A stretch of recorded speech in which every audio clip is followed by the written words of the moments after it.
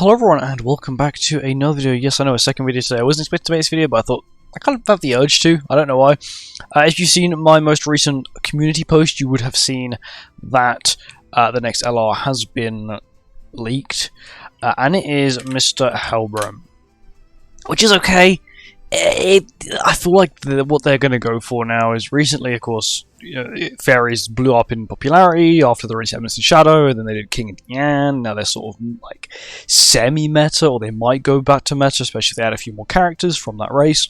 And I feel like Helbram is one of those characters that are going to try and be one of those free-to-play alternatives to beta, because some people may have not been able to get beta. Beta was quite exclusive.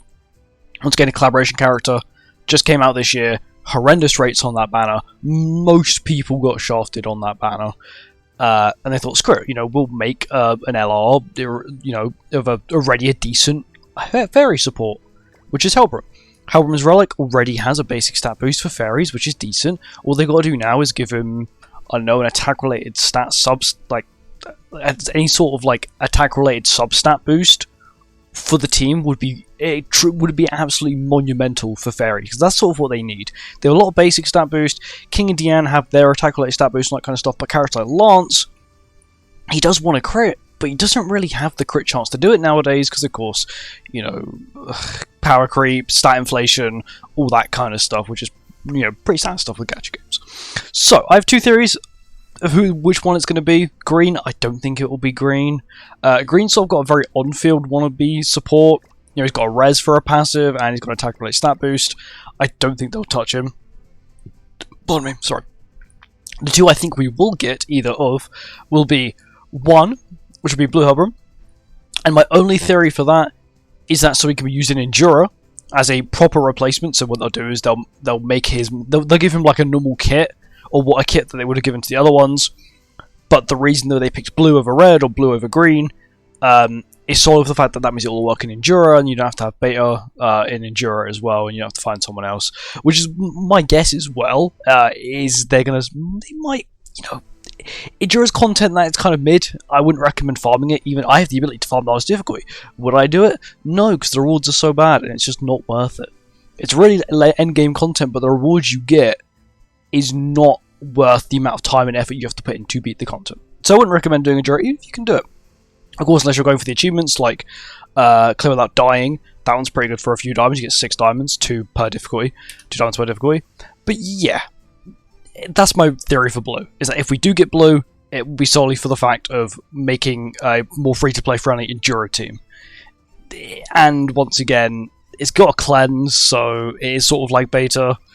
Lifesteal card, not really as useful, but once again, they could just give it AoE old gauge removal at level 2, completely possible, and then it's sort of like a B-Tech version of beta, or AoE ultimate, which is fine. Passive, once again, they could make it so it's like, sort of like what not King, what's his name? What LR Glocks had. LR Glocks, his initial passive before he became LR, is very selfish and only boosts his own stats. Well, this one, once again, they can do what they did with LR Glocks, but do it with this, so you get a HP-related stat boost, or an attack-related stat boost, or a HP-related stat and an attack-related stat boost. Which is something I'd actually really like to see, is a character give not only HP-related stats, but also attack-related stats, but just leave out defense-related stats.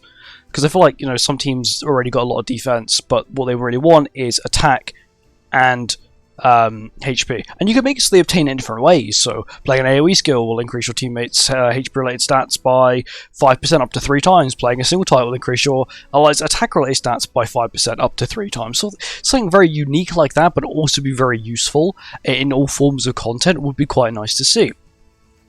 And you've got red. My only reason for red would be solely for they want to make a good LR Helbram.